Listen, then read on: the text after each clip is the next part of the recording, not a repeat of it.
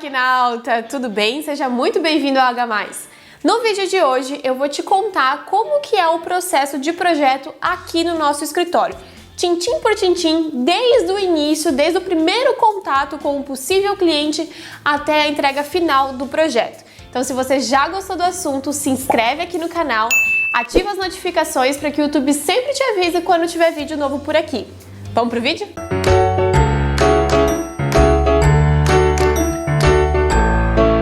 Antes de mais nada, eu quero dizer que esse é um processo nosso aqui do escritório. Isso não é uma regra para todos os escritórios, isso não é uma forma padrão de trabalhar ou alguma lei que diz que tem que ser assim. Cada escritório vai se adaptando da forma que acha mais conveniente para si e que entregue mais valor para o cliente. Pelo menos é assim aqui no escritório que a gente faz. Então deixa eu te contar como que funciona tudo isso. Geralmente o cliente ele vem até nós pedindo um orçamento. Como que são esses pontos de contato? Muito por indicação de outros clientes nossos que a gente fez um bom trabalho e eles indicam, recomendam o nosso trabalho, como também o pessoal das redes sociais. Então aqui pelo YouTube acaba nos conhecendo, pelo Instagram e pede um orçamento. Às vezes as pessoas mandam um direct, um WhatsApp e a gente conversa. Ou também existe um formulário que a gente manda para pedir esses itens que a gente precisa saber para fazer o orçamento. A gente não cobra por metro quadrado, eu acho que a maioria dos escritórios no país já não cobram mais por metro quadrado. Por quê? Um ponto muito importante para vocês entenderem como que é cobrado o serviço de arquitetura é a hora trabalhada. Então, quanto mais tempo eu demoro naquele projeto, quanto mais aquele projeto exige a minha atenção, o meu conhecimento, horas de trabalho meu ou da minha equipe, mais caro vai ser esse projeto.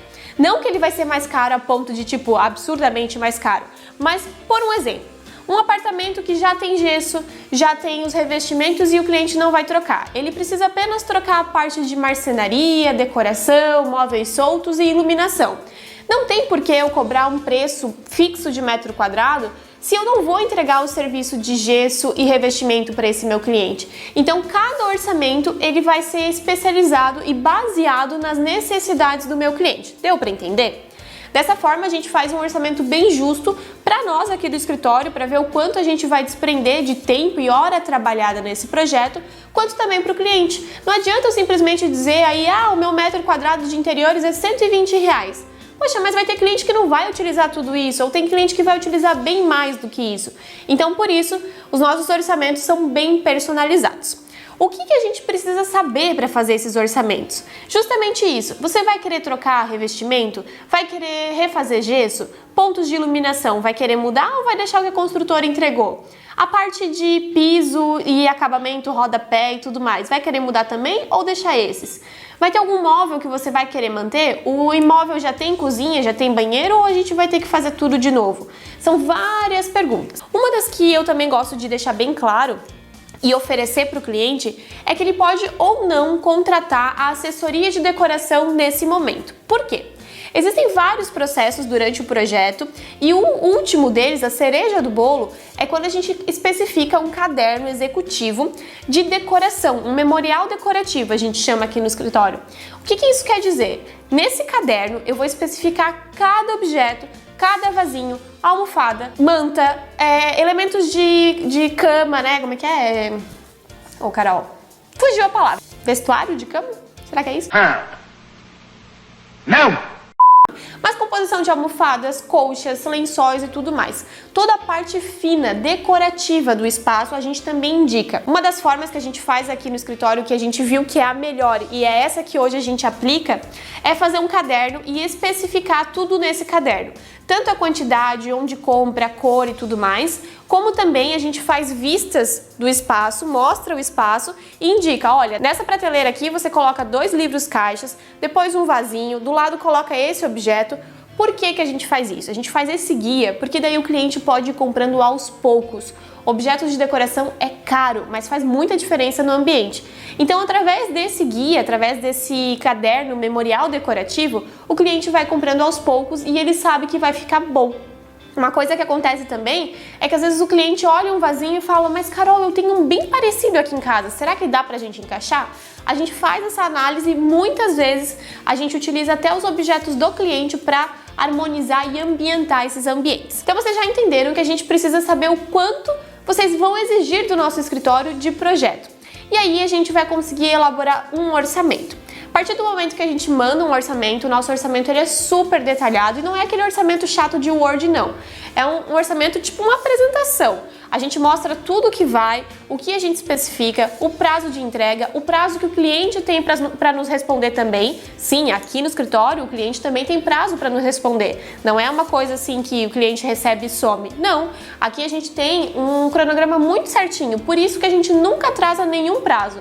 Porque a gente consegue fazer esse cronograma e analisar todos os projetos em andamento, justamente porque a gente tem esse controle bem rígido, bem firminho, para que não tenha nenhum problema, nem para o escritório, nem para o cliente. O nosso orçamento, então, como eu estava dizendo, ele é tipo uma apresentação. Além de mostrar todos os itens que contém, eu coloco imagens de referência. Então eu falo lá no caderno executivo, mas que diabos é o caderno executivo? Eu mostro lá para vocês que é tudo que a gente especifica, então tem uma planilha lá. Vocês adoram essas planilhas que simplesmente resolvem a vida de vocês. E é tudo isso que a gente entrega no caderno executivo. Quando a gente está mostrando o nosso orçamento, eu orço aquilo que foi pedido. Então o cliente ele vai querer o projeto e o memorial decorativo. Geralmente isso é o que eu sempre orço e até coloco separado para que fique fácil de entender.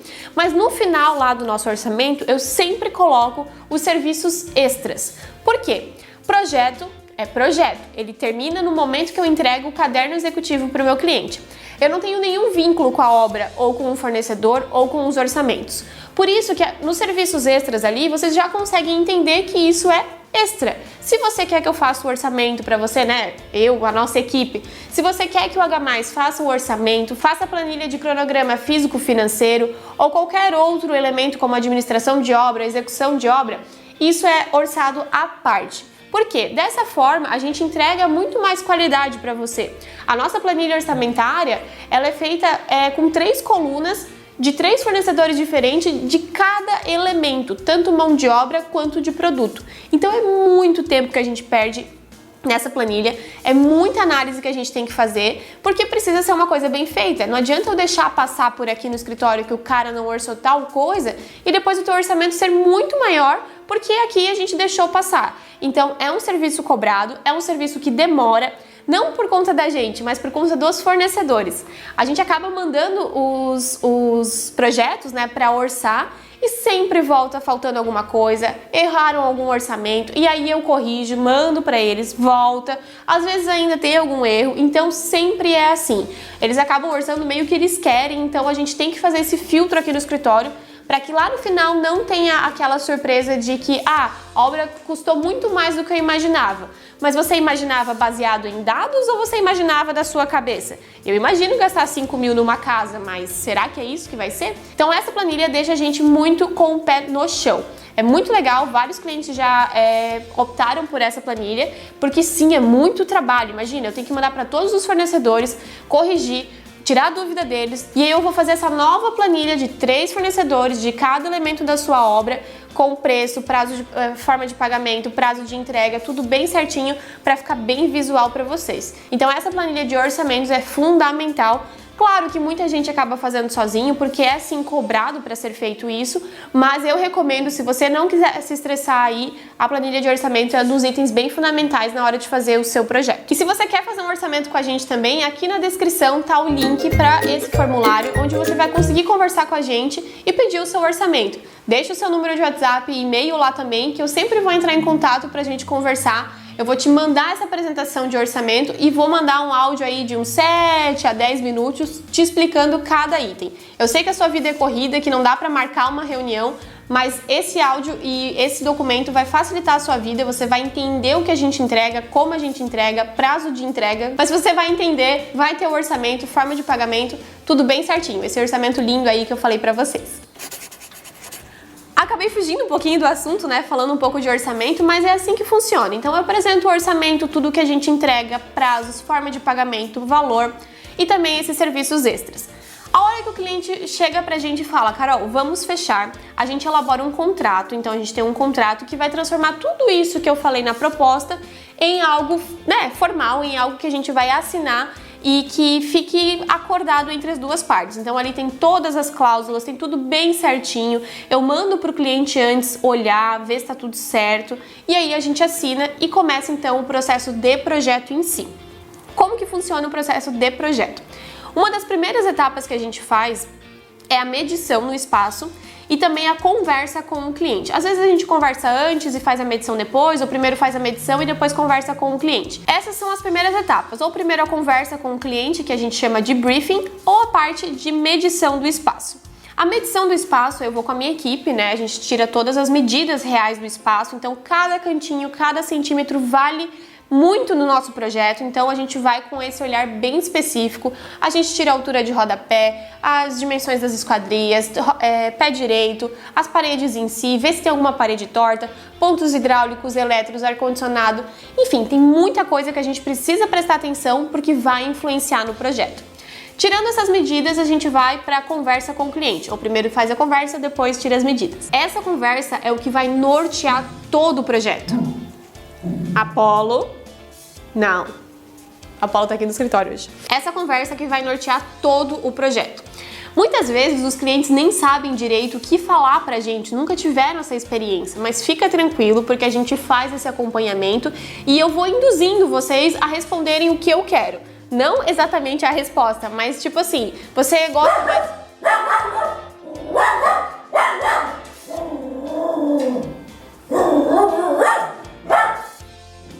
Chega? Deu? Falou! Vem!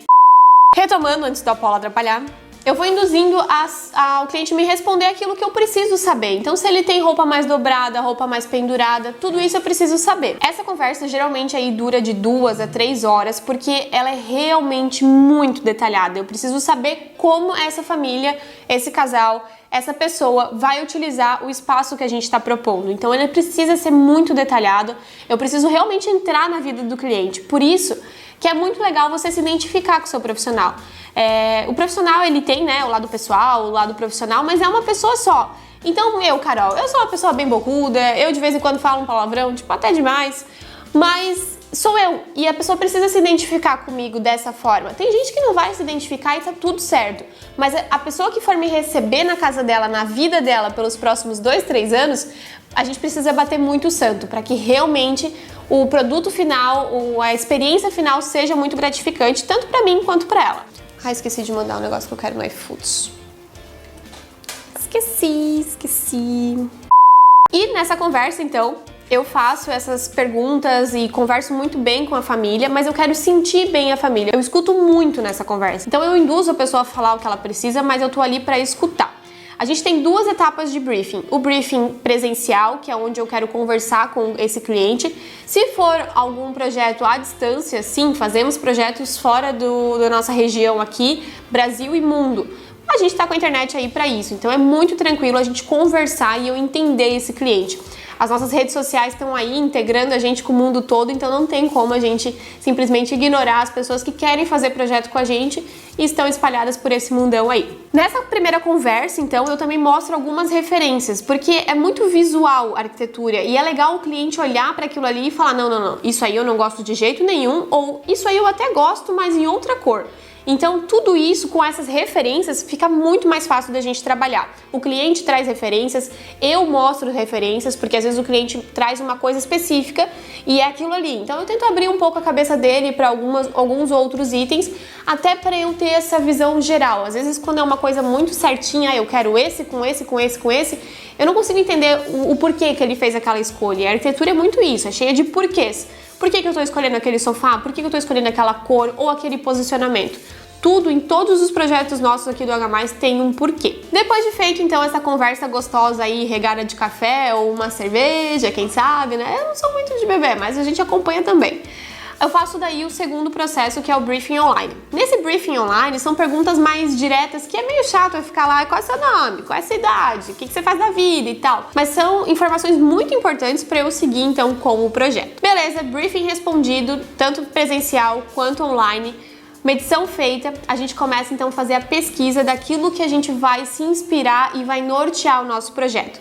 Isso já começa um pouco na etapa de briefing, quando o cliente vai nos sinalizando e mostrando para que caminho seguir, mas eu também faço uma nova pesquisa aqui no escritório, tanto de referências quanto de alguns objetos que eu acho que vai ficar muito legal no espaço dele. Então é um cara que ele tem uma pegada bem contemporânea, super design, super ligado em tendências e adora uma peça assinada. Eu já vou selecionando algumas peças que eu sei que vai ficar legal ali. Ou não, uma pessoa que não tá nem aí para design, ela não se importa se a peça é assinada ou não, eu não preciso fazer ela gastar ou trazer isso para o projeto dela. Eu consigo fazer também com que outras formas atendam esse cliente. Esse estudo de referências eu demoro ali 2 dias, dou uma analisada também no dia a dia do cliente. É muito legal quando o cliente nos deixa seguir o Instagram dele, entrar um pouquinho na vida dele, porque isso tudo faz parte.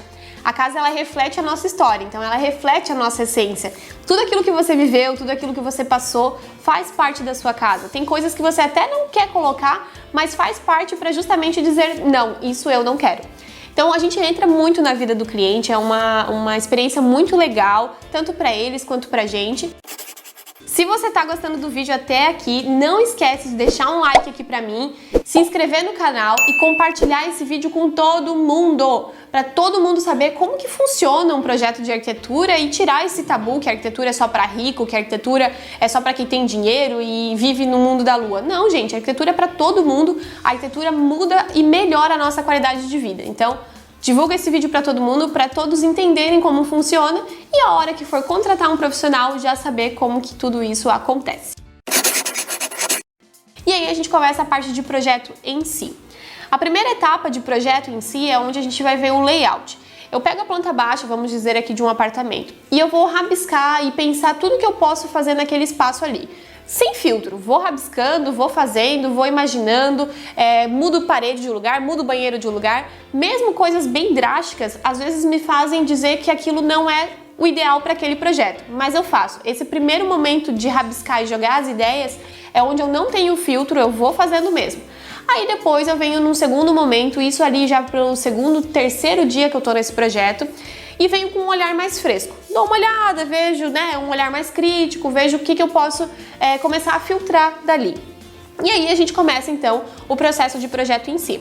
Geralmente aqui no escritório eu faço todas as criações, mas eu conto com todos os profissionais que trabalham comigo. Então a opinião de todo mundo aqui é muito importante.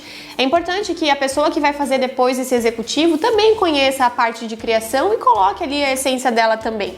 Porque isso tudo faz parte do projeto e do processo, de um escritório de arquitetura. Essa troca é muito gostosa, porque às vezes eu tô ali quebrando a cabeça com um armário que não tá cabendo tal coisa, e a pessoa vem com uma visão totalmente fresca, totalmente não viciada e fala, não, mas por que tu não bota ali do outro lado? Pronto, já mudou o projeto, já resolveu o problema. E isso acontece, não é porque é o arquiteto responsável ali que está fazendo todo o projeto que ele vai saber de todas as ideias. Às vezes vem o engenheiro dar um pitaco, às vezes é furada, mas muitas vezes também é uma boa opinião. Então a opinião de todo mundo importa. Como a minha opinião às vezes é furada e também às vezes dá certo. Depois de decidir esse layout, então, e não é um layout único, tá? A gente acaba fazendo 2, 3, 4 layouts para decidir qual que é a melhor opção. E aí a gente começa a ver então isso em 3D. Eu levanto no nosso programa, a gente usa o SketchUp aqui no escritório. Eu levanto isso no SketchUp, que é a modelagem 3D, onde o cliente vai ver as formas que eu tô colocando, o sofá que eu tô colocando, as cores e tudo mais. E sendo assim, a gente vai conseguir então ter todo o ambiente em 3D. Depois que a gente faz o 3D, a gente faz os renders. O que é isso? É transformar aquilo ali em foto, em vídeo, em imagem, documento, material que o cliente consiga palpar e ver que, vai ficar assim, então aqui é um espelho, então reflete. Isso tudo a gente consegue fazer através dos renders. E isso demora. Porque a gente não faz só o renders em si e o que sai do computador a gente já usa. A gente faz uma pós-produção, tudo para que o cliente entenda cada vez mais todos os detalhes que a gente está colocando ali. A partir do momento que a gente fez as opções em planta, em 3D, a gente monta uma apresentação e chama o cliente para uma reunião. Seja presencial ou eu posso também gravar para ele e ele assiste quando ele quiser. Eu acho que essa é uma opção muito legal também, porque às vezes o cliente na reunião tá tão eufórico ou eu tô explicando uma coisa e ele tá pensando outra, acontece.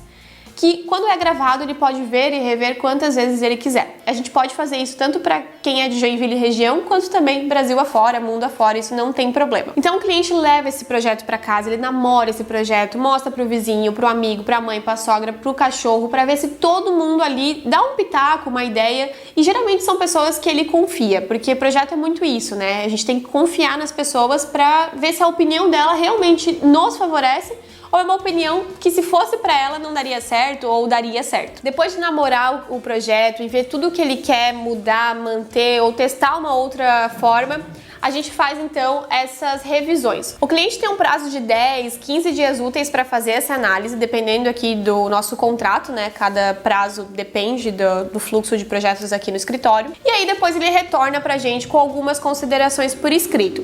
A gente refaz o projeto, também com um prazo de 10, 15 dias úteis para entregar para ele. Refaz alguns pontos, tá? Porque geralmente a gente acerta logo de primeira no projeto.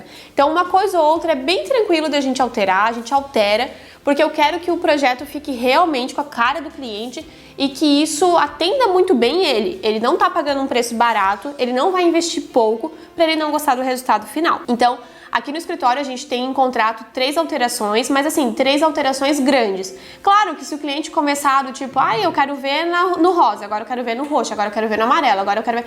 Não, aí também não é assim, né? Então a gente tem essas 3 alterações para manter uma ordem, mas eu sempre faço questão de deixar o cliente muito tranquilo e muito seguro com aquilo que a gente está mostrando para ele. Eu sempre aqui no escritório olho também a questão do business do escritório.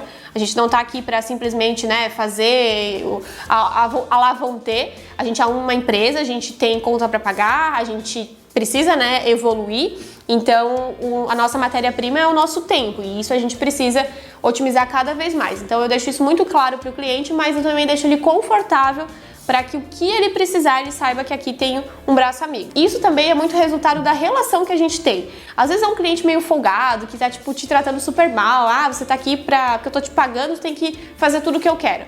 Aí, confesso que a gente segue bem a risco o contrato, porque, poxa, também tratar as pessoas mal aí não funciona, né? Mas a maioria dos nossos clientes são muito queridos, são muito fáceis de lidar, são pessoas que realmente mostram as necessidades deles sem ofender ninguém. Então aí é muito legal de trabalhar, mas tem um ou outro aí que sempre dá uma treta. E nesse vai e volta de projeto, então a gente faz essas alterações, o cliente vê se fica bom. A maioria das vezes a gente faz o primeiro projeto e o cliente fala, tá, e se fosse assim, o que tu acha? A gente faz também e ele fala, não, a primeira opção era melhor mesmo. Tudo bem, o cliente precisa ter certeza daquilo que ele vai colocar na casa dele, no espaço dele, enfim. Depois do projeto totalmente aprovado, 3D 100% aprovado, a gente não volta mais nessa etapa, a gente vai para o anteprojeto. Como que isso funciona? Depois dessa parte de 3D, que a gente chama de estudo preliminar, a gente vai para o anteprojeto para transformar essas ideias em algo mais palpável, alguma coisa mais técnica. Não é o projeto executivo ainda. Vamos lá. Depois que a gente terminou o estudo preliminar, ele foi 100% aprovado, a gente vai para o anteprojeto. Aqui no escritório, o anteprojeto, ele é um filtro daquelas informações que a gente fez em 3D, daquelas ideias e tudo mais. Nesse anteprojeto, então, eu transformo toda aquela linguagem lúdica em uma linguagem mais técnica. Eu coloco mais medidas, vejo mais alguns pontos internos de móveis, acessórios de bancada e circuitos de iluminação. Quando a gente tem essa parte um pouco mais técnica pronta, a gente vai daí para algumas aprovações. Tem condomínios que precisam aprovar, então em alguns condomínios de, enfim, prédios ou estabelecimentos de condomínio residencial mesmo e até comercial, a gente aprova no condomínio, né? A gente conversa com o síndico e tudo mais, aprova se o que a gente está querendo fazer é possível perante o regimento interno, enfim. Claro que as normas, né, gerais a gente já está seguindo.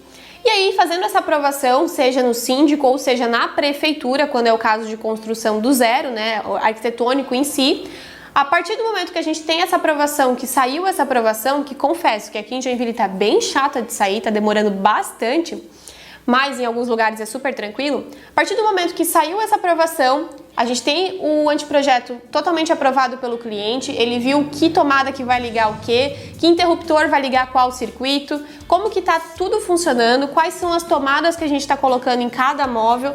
Todos esses detalhes internos, como também a parte de dimensões internas de móveis, então altura de cada prateleira, profundidade de cada armário, é onde ele vai conhecer no anteprojeto. Claro que quando a gente está fazendo 3D ali nas reuniões, eu consigo medir ali no programa e tirar uma dúvida ou outra pontual. Mas é no anteprojeto que ele vai ter todas essas informações reunidas em um projeto em si, para que ele possa analisar e ver se todas aquelas medidas, circuitos fazem sentido para ele.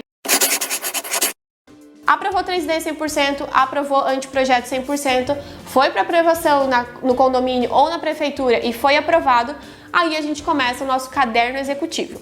Uma coisa que eu gosto de deixar muito claro aqui é que a gente não volta em etapa. O que foi decidido lá em 3D vai ficar lá em 3D, lá no estudo preliminar. É a mesma coisa, tá?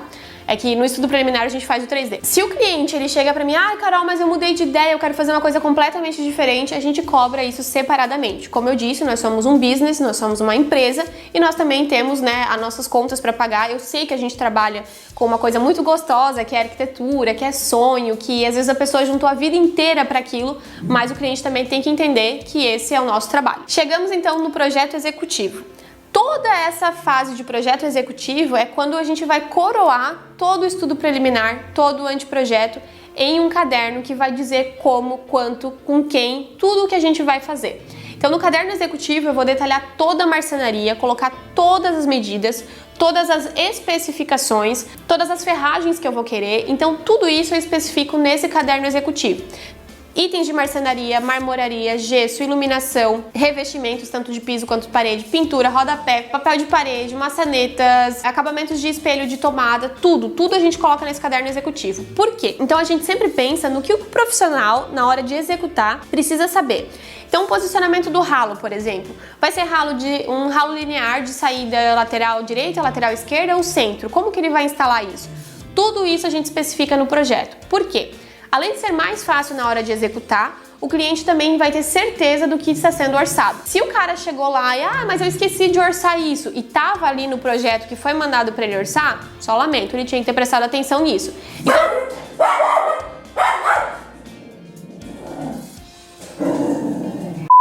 Então é um documento que resguarda muito o cliente, o arquiteto e também o profissional que for executar. Apolo, porque às vezes... Porque o profissional que tá fazendo... Apolo! Filho! Apolo, vem! Aqui, ó! Vai! Tem que esperar o Apolo pra isso.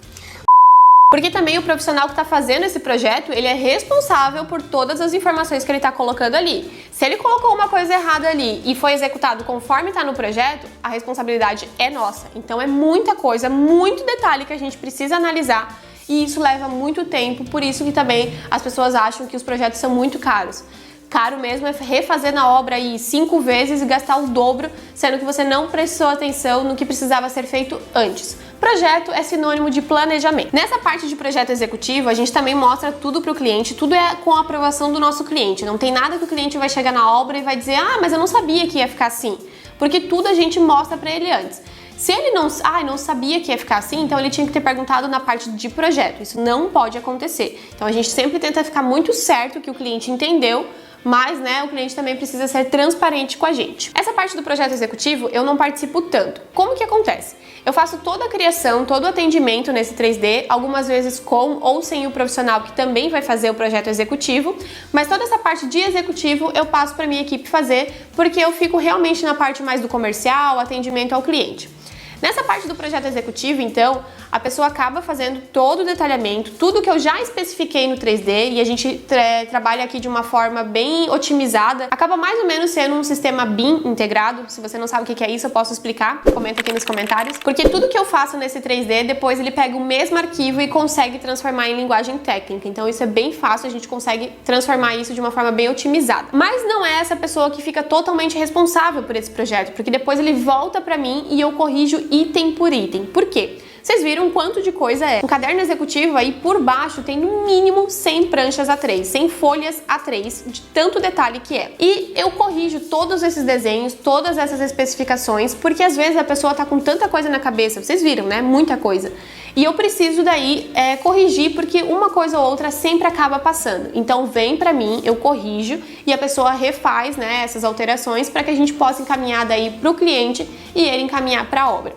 Quando a gente termina o projeto executivo, se o cliente não contratou o memorial decorativo, é ali que se encerra a parte de projeto. Se ele contratou o memorial decorativo, a gente vai fazer toda essa parte de executivo, entregar para ele, e aí ele já pode ir tocando a obra, já fazendo os orçamentos, caso também ele não tenha contratado esses serviços com a gente. E aí, com essa parte em andamento, eu consigo... Bati aqui no nosso amigo que não tem nome ainda, gente. Dá um nome pra esse bicho aqui. Bicho, tadinho. No último vídeo eu falei pra vocês que ele tava sem nome. Vocês deram algumas sugestões lá, mas continua dando sugestões aqui. Eu quero decidir o nome do nosso amigo aqui.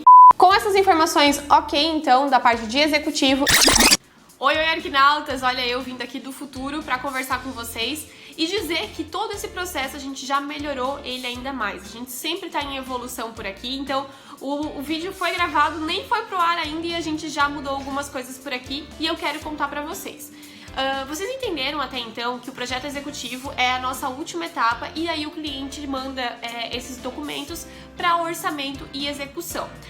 Como a gente sempre está buscando melhorar e trazer mais conforto para o nosso cliente, a gente resolveu mudar um pouquinho essa parte do projeto executivo. A gente transformou então o anteprojeto em duas etapas. A primeira é essa que vocês viram, de fazer toda a parte de distribuição interna dos móveis, acessórios de bancada e circuitos de iluminação. E a segunda etapa é isso que a gente fez no projeto executivo. Então, o projeto executivo virou uma segunda etapa do anteprojeto. Por quê? Com essa segunda etapa do anteprojeto, ou seja, a gente entrega já um caderno bem detalhado para o cliente mandar para orçamentos, ou se ele contratar com a gente, né? Mas enfim, para ser feitos os orçamentos, a gente consegue mandar então para os fornecedores e o cliente consegue decidir exatamente aquilo que ele vai comprar. Pode acontecer de eu especificar um revestimento que o cliente achou um mais em conta e vai dar o mesmo efeito visual. Então, eu posso fazer essa alteração porque o cliente ele já deu ok pra mim, Carol, vai ser esse tal revestimento aqui, dessa marca, e isso é algo que eu vou colocar daí no projeto executivo. Dessa forma, depois que o cliente definiu exatamente o que ele vai comprar, ou ele orçou e viu que se a gente alterar uma coisinha no projeto executivo fica mais em conta, ou vai atender melhor ele, a gente tem um projeto executivo daí real, aquilo que o cliente já aprovou, tanto da parte de orçamento, quanto também as nossas reuniões com os fornecedores que vão executar. Além do cliente decidir essa parte dos valores em si, ele decidiu também os fornecedores que ele vai fazer essa execução. E aí a gente entra em contato com esses fornecedores, vê se eles entenderam o projeto executivo, se tem alguma dúvida, porque às vezes a gente pode alterar e fazer um detalhe a mais, porque aquele fornecedor não conhece aquela forma que a gente pensou. Então a gente pode melhorar ainda o nosso projeto executivo para que na obra tenha tudo 100%. Falei super correndo aqui, né, porque eu fiquei animada para contar isso para vocês, mas é essa situação. Então, o projeto executivo, ele virou lá uma outra etapa, então eu dividi o anteprojeto em duas, que o projeto executivo que estava antes veio dentro desse anteprojeto e agora a gente tem o projeto executivo que é depois de todas as decisões de orçamento e fornecedores para que fique redondinho. Então lá na obra, quando o cliente olhar ou qualquer pessoa olhar o caderno executivo que a gente entregou, ele vai ver que aquele revestimento é exatamente aquele que o cliente comprou, porque o cliente já deu um ok lá atrás sem problema nenhum e isso a gente transforma o processo de projeto e execução de uma forma muito mais leve. Espero que vocês tenham gostado, eu fiz esse adendo aqui para vocês entenderem um pouco mais e não estranhem se nos próximos vídeos eu também melhorar esse processo. Então sempre fica ligado por aqui que eu tô o tempo todo pensando em como melhorar e ajudar a vida do nosso cliente para esse processo de obra ser o mais tranquilo possível e ele conseguir aí aproveitar a casa dele com a qualidade de vida que ele vai ter. Tá bom, gente? Espero que tenham gostado. Eu vou pro memorial decorativo, porque o caderno executivo ele pode ir pra obra enquanto eu tô fazendo o memorial decorativo. Não tem por que eu prender esse caderno executivo aqui no escritório, sendo que já pode a obra ir tocando, já pode ir orçando.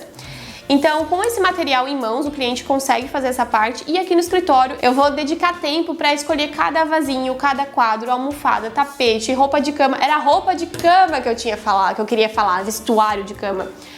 Roupa de cama, então tudo bem certinho para que o cliente depois da obra bruta, né, que é a obra que vai demolir, construir, gesso, iluminação, elétrica, hidráulica, revestimento, marcenaria, ele consegue daí depois colocar o quadro certinho que ele viu lá no 3D, o objeto de decoração e todos os itens que vão deixar a casa mais harmoniosa. É nesse memorial que a gente faz. Como eu te falei lá no início, é um memorial que o cliente pode ir comprando os itens bem aos poucos, porque tá tudo ali, então ele consegue ver o que vai ficar legal na casa dele naquele caderno ali. Alguns profissionais acabam fazendo aquela produção, né, no espaço do cliente, mas eu acho um pouco complicado porque força o cliente a comprar tudo naquele momento.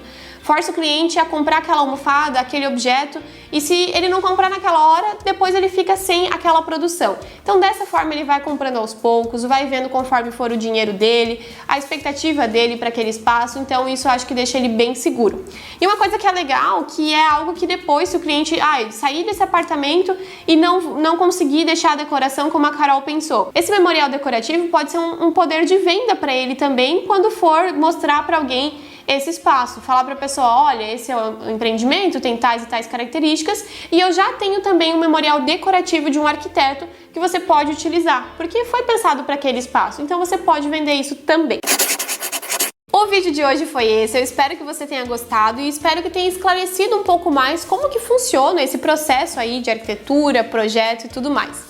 Lembrando que essa é uma parte de projeto, eu falei até o memorial decorativo, mas nós temos serviços também de orçamento, administração de obra, parte de cronograma físico-financeiro e muito mais coisas. Se você quer saber sobre isso, deixa aqui nos comentários.